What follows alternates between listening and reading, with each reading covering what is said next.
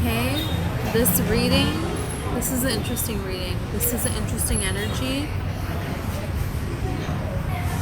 And I'm very excited to do this reading, okay? You're owed something from another lifetime. You're owed an inheritance from another lifetime that is coming to you. For some of you, this was taken by someone. I have the Wheel of Fortune and I have the Empress here. For some of you, there was a person who took your place. You took a place that was meant for you. They swapped you out of a family. You were kicked out of something. Yeah, you were kicked out of something for sure. And I'm seeing a bear, okay? A bear eating honey. So if you see a bear eating honey, it could be in a movie, it could be on somebody's t-shirt, I don't know. But this is a sign. It's a sign, it's a synchronicity that there's some kind of inheritance that you're owed. You're meant to receive some kind of benefit that was taken. Some of you could have experienced that in this lifetime, that there was an inheritance that you were supposed to get. There's something that it was supposed to be your place and someone took your place. And they don't even really have an explanation as to why your place was taken or something. Like they could have talked to you about it and it's like, oh yeah, you're getting this promotion, and you come in and you hear that so-and-so got it instead, and they like never really give you a reason, you know? Okay. Now I'm seeing like a barn, and this barn is old, and through this barn, there's, you know, you see these old barns where there's spaces where there's no wood, and you can see through it, but there's supposed to be wood there. You're like, man, that thing is about to collapse. Something about a collapsing building. This is like in a movie, or you hear about it or something like that, okay? But what happened was you were switched, you were taken. There is a way that you were born into something you were rightfully owed. You represented something. This is giving me Prince of Persia vibes. Even Prince of Persia, you know, he was accepted by the king as his son, right?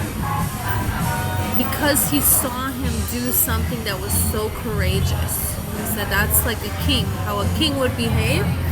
And Jake Gyllenhaal's, you know, younger self was just, you know, being like a little king out there on these streets, okay? And so he decided to make him like a prince, you know? There's something here about that happened to you. And you didn't get to live out the destiny, but you put in all of the work for the destiny. You put in the grunt work, and you embodied what the true meaning really is. And there were people that were benefiting off of you not being there. It's like you're making them look bad just by being who you were.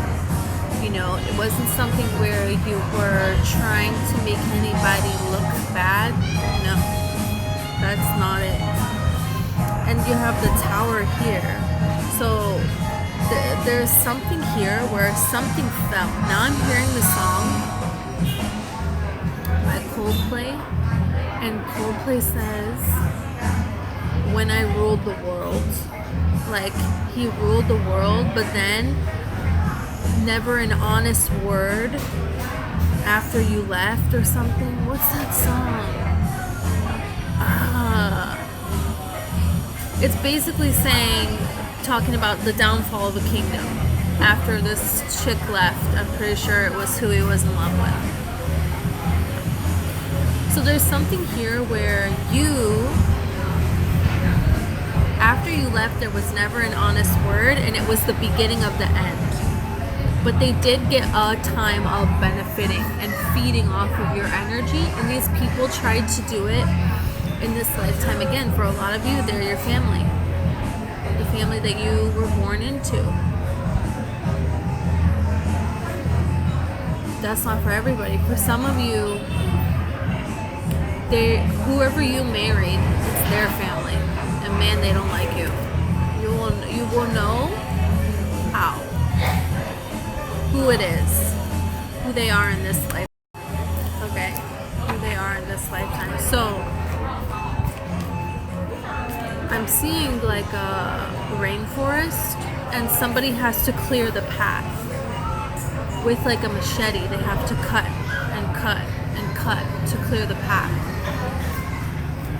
And this is the thing, is this is giving me Katniss Everdeen vibes, big time. Yeah, from Hunger Games. Because okay, yes, this is Hunger Games vibes. Okay? So in Hunger Games, you know, she has to choose when she comes back later on. She's coming back and she's gonna be the, you know, we're doing it again. Who's gonna be your allies? Who does she choose? She chooses the little old lady. She chooses the nerds, right? She chooses like, that's who she wants to be her allies. And they're like, really? Like this is a fight to the death, you know? Like, you need to be allies with the strongest people here. What's your problem, you know? So there's something here about this kind of energy for you now. And then too, there's a way that your heart, you always knew the right people. You always knew the right people to trust information with your heart, the right people to be around. You always knew this, but there is a way that the closest people to you somehow winded up being these people that are against you, that persecuted you, these people that took your place. These people, it's like giving me the man in the iron mask. Hey, I want to be king, so excuse me, you're gonna have to wear a mask for the rest of your life and go hide away. I don't care. You know what I'm saying? Like, this is giving me those kind of vibes. But it's like in A Man in the Iron Mask, he had the heart of a king, actually, just like Prince of Persia. These people that were being put in these situations where they weren't being treated well in their life, they actually had the heart of a king. So it's like there's something that was your birthright that was taken. It was taken from you, and you lived many lifetimes in the sorrow of other people's sins, in the sorrow of the sins of others, and they got your glory. Yeah. I'm sorry, I keep pausing. This girl keeps coming over here. I think she wants a reading. I come to this coffee shop all the time. They never clear the table. Never clear the table. There's like so many tables with stuff on them. They keep coming to my table to clear stuff. Just ask me if you want a reading. I'm gonna say something to her before I go. Ay, ay, ay. Okay. Let's see. I'm seeing a radish. But it looks like cute. It looks like a radish that's like drawn like in a cartoon or something. Like a bunny character is picking up a radish or something. It's really weird. Okay, let's see about this energy, because there is an inheritance that you're owed that's coming from a past lifetime. Two of Pentacles here. There's two different realities that you have been living in. Like in the Man in the Iron Mask. Like in Hunger Games. Because she's living where she has absolutely nothing. Right? And she's a nobody. She's living absolutely nothing. And then all of a sudden she's the face of this movement. Right? And maybe she just wanted to run away from it all. Some of you have spiritual gifts. And this is another reason. Because when your spiritual gifts started to emerge, jealousy came from others. And this was when your place was taken. Because you were going to outshine. Before, you could have just been one of the many, just like everybody else. There's something here about your gifts, the way that you give love. For some of you, your love is so powerful, it's like Reiki healing people. For some of you, it is, there's something with eyes and telepathy. You can see right through. You can see someone's intentions. You can read people's minds.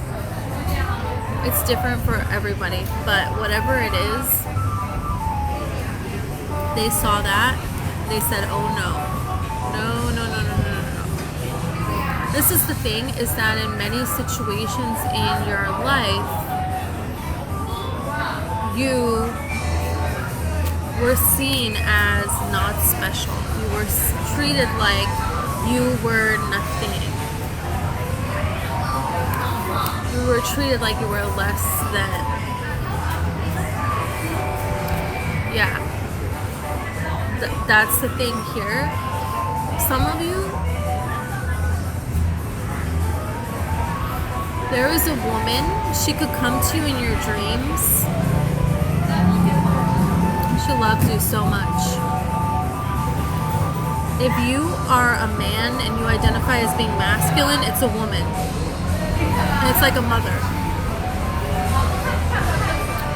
If you are a woman and you identify as being very feminine, it's a man. It's like a father figure.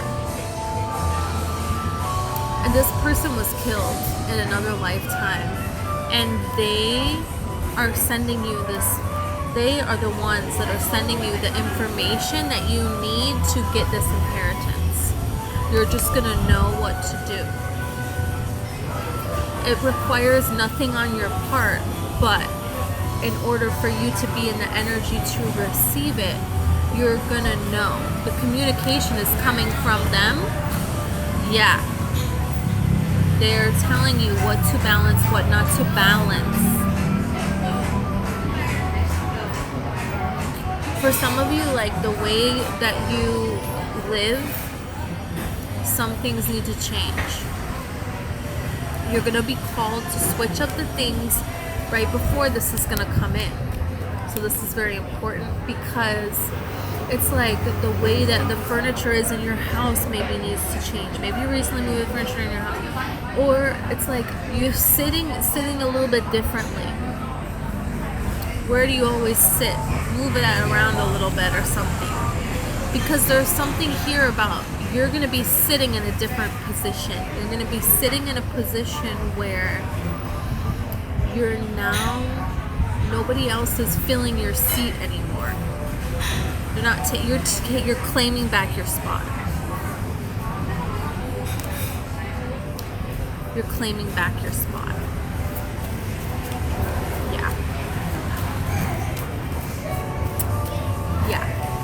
This is big information. You have the Fool here. So this is like a completely new journey for you. Completely new. And the Hierophant, which is, it's so reminding me that, you know, in the Hunger Games and in the Iron Mask,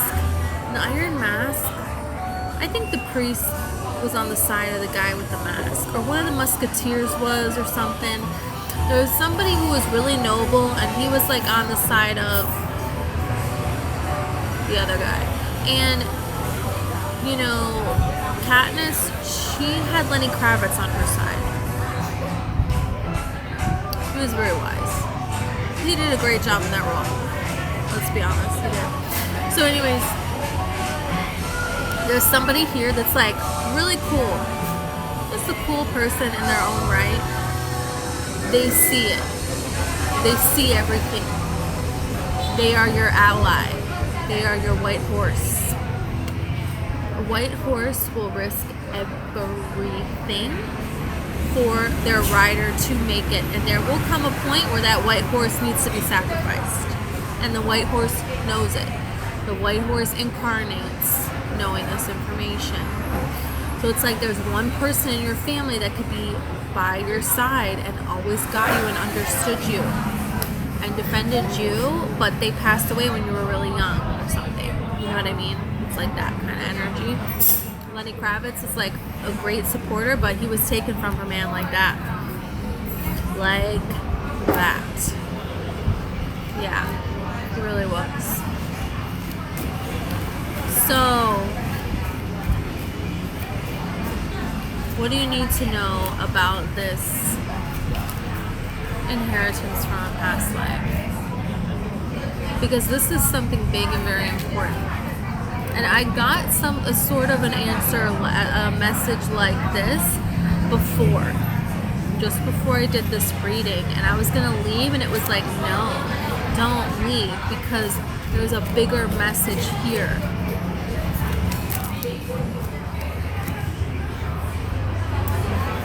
Because there's a bigger message here. You have the world, you have the Nine of Pentacles, the King of Swords, the Three of Cups. This is a beautiful thing. So what this is really talking about here, this is like in Lion King, this is the lions, okay? And this the world, you know, this is like this whole other world that Simba has been living in. Simba's been living in a whole other world as the King of Swords, you know, with Timon and Pumbaa, doing his thing, eating those bugs, but there comes a time when it's time for Simba to claim and really be this, but not be this over here in this other world. Go be it over here with these people that cut him out. Well, they didn't cut him out, but, you know, Scar did, so.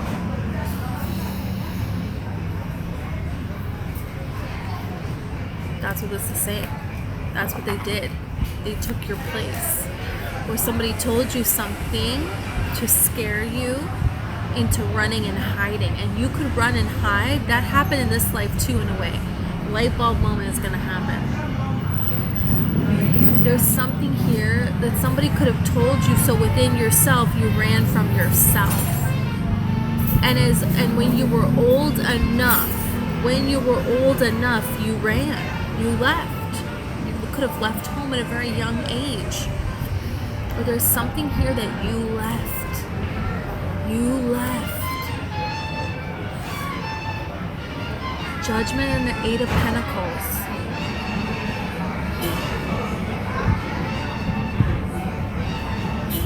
You had to go have a whole other life. Just like Simba. He had to just go act like he is getting nourishment from eating bugs. Oh well, Simba. Never go home again.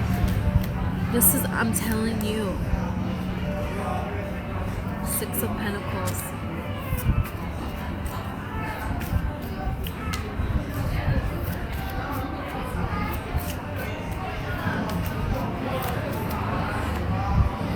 You have the Eight of Cups, the Tower, and the Nine of Swords. They tried to make it sound like you did something terrible and then left. Just like Simba, basically. Tried to say, oh, Simba, killed Mufasa. They try to say Simba ran, Oh, you're too afraid, you ran, Simba. They do this to Katniss. Didn't Snow try to put out all this terrible stuff about Katniss? Make her look like she's all conceited and only cares about money so that the people would hate her? Yeah. There's something here where they tried to change the story on you. They did. They did that, actually. There's no trying. That's actually what happened. It's actually what happened. It happened this other lifetime. There's a version of it in this lifetime. And there is a way that you had to leave. You had to leave, you had to be exiled, and you had nothing but what you could carry, Your place, gone. Your place was gone. What was your home was the enemy camp. Right? It's like, you couldn't go back. You can't go back without proof. You can't go back without proof. Is how this feels. You can't go back without proof. And there's proof that you can't even get. So it's almost like the proof is you just moving forward and living a beautiful life for yourself. And this inheritance is a part of that. It's 100% a part of that. You could think that you see something, and you do. What kind of message is that? Well, good question. It's like, I feel like I just felt like I saw somebody like peeking and staring at me, and I looked and it's an actual person. And I was like, oh, is that spirit or a person? It's a person. It's a person. Like, it's a person. You could think somebody is looking in the window, and somebody is looking in the window. And you freak out and you open the door, and I think it's somebody who, you're like, oh, it's you. But you scared me, what are you doing? And they're like, I'm sorry, you weren't answering. I'm like, something like that is going on here. This feels like there's one person that you can confide in. And in that one person, something crazy is going on in their life. They get pulled away from you for a particular reason. This always happens. Okay, look at Simba and Timon and Pumbaa. They got separated, and who's fighting Scar alone? Simba. Let's be real. Let's be real. He had to fight that fight alone. It's interesting here. It's really interesting. You could feel like something, I just get this feeling here that something moved. But what moved is like this whole building over, and the trees and everything shifted. But now it's here. But it was over there, and I saw it, and I was there too. 23:23 on the clock. Where you're going, you're not going to go back to the same reality. You're never going to go back to that other reality. But it's almost like your soul remembers, but it won't tell a part of your mind. So there's going to be this hint of something is off here, but it's right. It's all right. It's like being the only one that remembers. Like in Prince of Persia, in the end, well, I'm not going to ruin the ending. Oh, man. I'm going to kind of ruin the ending. So, sorry. But it's like, he knows, it has to do with time travel. I'll just tell you that. And he remembers something that nobody else in the world remembers. And now, he got through it, the adventure of it all, right? Whatever battle he had going on there, it's a lot. So he got through it, and he got to this place of being, pretty much king of everything, multiple kingdoms, I think. Pretty amazing, but like deep in his heart, like he remembered the crazy shit that went down. Nobody else knows. So there was a point when you're alone when you have to deal with that, is what I'm trying to say. There's a point where you remember the battles that you fought. It's almost like being the last of a race. You're the last of the race of that nationality or something, which would be terrible, right? I never want that to happen.